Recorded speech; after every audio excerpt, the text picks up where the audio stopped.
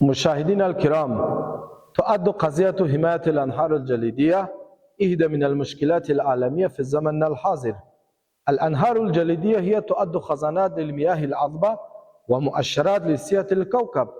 ففي هذا السياق خزيت المبادرة الخامسة لجمهورية طاجكستان بشأن حماية الأنهار الجليدية وبالدعم للمجتمع الدولي، ونظرا للأهمية هذه القضية وبمبادرة طاجكستان واستنادا إلى القرار الجمعية العامة للأمم المتحدة، تم إعلان سنة 2025 السنة الدولية للحماية الأنهار الجليدية، ويوم 21 مارس اليوم العالمي للأنهار الجليدية.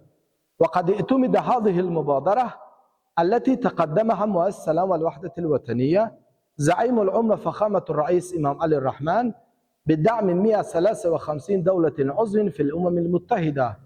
ولهدف التعريف بمزيد من هذه المبادرات الدولية، توجد في قسم التربية بمتحف الوطني قاعة خاصة وتعرض فيها مواد مهمة للحماية الأنهار الجليدية، وكذلك توجد في هذا القسم أقسام خاصة لمبادرات جمهورية طاجكستان في مجال المياه وحماية الأنهار الجليدية.